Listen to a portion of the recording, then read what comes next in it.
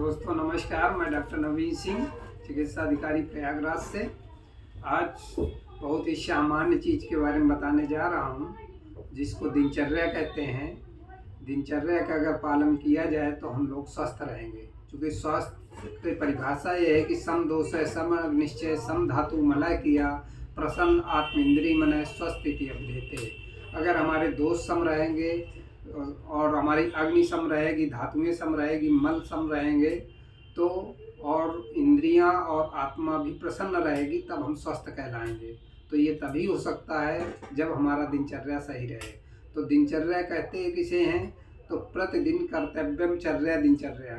जो दिन भर सुबह से लेकर रात तक क्रिया कही जाती हैं उनको हम दिनचर्या कहते हैं। तो सबसे पहले होता है सुबह उठने का समय, तो वो होता है ब्रह्म मुहूर्त। ब्रह्म मुहूर्त में सुबह जगना चाहिए। ब्रह्म मुहूर्त का मतलब होता है कि सूर्योदय से 1 से 1.5 घंटा पहले जगना चाहिए, क्योंकि कहा गया है कि ब्रह्म मुहूर्त उत्तिष्ठते स्वास्थ्यो रक्षणम आयुष्य। मतलब अगर ब्रह्म मुहूर्त में उठेंगे जगेंगे तो आपकी आयु की रक्षा होती है। फिर दूसरा होता है उसमें मलोत्सर्ग या शौचादि से निवृत्त हो जाइए। फिर तीसरी चीज़ करते हैं दंत धावन। दंत धावन का मतलब वही दातून करना, क्योंकि पहले जो है दातून होता रहता था, तो कषाय कट तिक्त चीज़ों का दातून किया जाता था, जैसे करंज हो गया, खदीर हो गया, वट हो गया, बबूल हो गया, नीम हो गया। और उसका भी आचार्यों ने बहुत ही अच्छा बताया था कि 12 अंगुल लंबी होना चाहिए और आगे का भाग पूछ के उसको दातून सीधी होना चाहिए, तब करना चाहिए। वो भी दोनों टाइम करना चाहिए। लेकिन अब आजकल ब्रश करते हैं, तो ब्रश भी अगर करते हैं तो सुबह शाम दोनों टाइम करना चाहिए। फिर होता है तीसरा जिह्वा निलेखन। जिह्वा निलेखन का मतलब जीभ को साफ करना। तो पहले दातून को चीर कर जीभ साफ कर लिया जाता था, अब तो धातुओं की बनी आती है, प्लास्टिक की बनी आती है, यहाँ तक कि सोने और चांदी की भी जिह्वा निलेखन के लिए जीभ साफ करने वाला आता है। और इसकी भी लंबाई बताई गई है कि 8 अंगुल लंबा होता है। और फिर होता है आपका दंत धावन के बाद जिह्वा निलेखन। जिह्वा निलेखन के बाद अंजन क्रिया बताई गई है। अंजन का मतलब ये होता है कि काजल लगाना। ये पहले जो है अंजन करते थे, लोग लगाते थे। जो एक सविरंजन होता था तो उसको प्रतिदिन करते हैं, और एक रसांजन जो होता था अंजन, उसको सप्ताह में 1 बार करते थे। फिर जो अगली क्रिया की जाती है वो होता है नस। नस का मतलब नासा ही शीर्षो द्वारम। नस का मतलब है कि नाक में तेल को डालना। नस 2 प्रकार का होता है, एक मर्स होता है, एक प्रतिमर्स होता है। तो मर्स में तो अधिक मात्रा में जब नाक में तेल डाला जाता है तो वो एक IPD लेवल के प्रोसीजर हो गया। लेकिन प्रतिमर्स उसको कहते हैं 2-2 बूंद अणु तेल या षडबिंदु तेल डाल लिया जाता है, तो प्रतिमर्स कहलाता है। ये प्रतिदिन किया जा सकता है। नहीं कुछ कर सकते हैं तो तिल तेल या अणु तेल को ही उंगली में डुबो के और दाहिने नाक से नॉस्ट्रिल से खींचिए, बाएं नॉस्ट्रिल से खींचिए, तो वही प्रतिमर्स हो जाएगा। तो इससे आपके जितने ऊर्ध्वजतुगत रोग होते हैं वो सब सही हो जाते हैं। फिर अगला होता है गंडूश कवल। गंडूश कवल का मीन्स होता है कि तेल या पानी को मुंह में भरना। जब मुंह को चलाया ना जा सके तो उसको गंडूश कहते हैं, और जब तेल थोड़ा सा भर के और मुंह को चला सकते हैं तो वो कवल होता है। तो इससे आपके दांत भी सही होते हैं, मुंह की दुर्गंध दूर होती है। तो ये प्रोसीजर करना चाहिए। इसके बाद हमारे आचार्यों ने बहुत अच्छा कहा था तांबुल का सेवन। तांबुल का मतलब पान का सेवन करना चाहिए। पान में भी कंकोल है, जैसे लौंग है, थोड़ा कत्था है, खदीर है, ये लगा के अगर खाते हैं तो उससे मुख की शुद्धि होती है और हृदय कारक होता है, यानी हार्ट के लिए भी बहुत अच्छा होता है। तो तांबुल का भी सेवन बताया गया है। फिर इसके बाद किया जाता है अभ्यंग।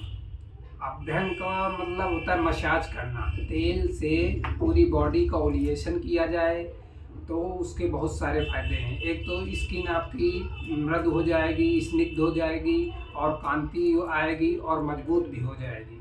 अगर आप पूरे बदन में नहीं कर सकते हैं तो 3 चीज़ों में बहुत ज़रूरी है। एक सिर में, दूसरा कान में और तीसरा पादाभ्यंग। पादाभ्यंग करने से आपको नींद बढ़िया सी आएगी और जो क्रैक्स हो जाते हैं वो नहीं होंगे और सिर में लगाने से ना खालित्यम ना पालित्यम, मतलब ना बाल पकते हैं ना गिरते हैं, तो इसलिए सिर में भी तेल लगाना चाहिए और कान में डालना चाहिए, जिससे कान की प्रॉब्लम्स नहीं होती हैं। फिर आपका अगला होता है व्यायाम। अभ्यंग के बाद व्यायाम करना चाहिए। व्यायाम को मतलब एक्सरसाइज, उसके लिए भी हमारे आचार्य सुश्रुत ने भी बताया है कि बलार्ध, अपने बल का आधा एक्सरसाइज करना चाहिए। या फिर आपके अच्छी और फोरहेड में जब स्वेटिंग आने लगे, पसीना आने लगे, तब उतना व्यायाम करना चाहिए। व्यायाम के फायदे क्या हैं? लाघवम कर्म सामर्थ्य स्थैर्य दुख सहिष्णुता, यानी कि लघुता आ जाती है, दुख सहने की क्षमता आ जाती है और अग्नि प्रदीप्त हो जाती है।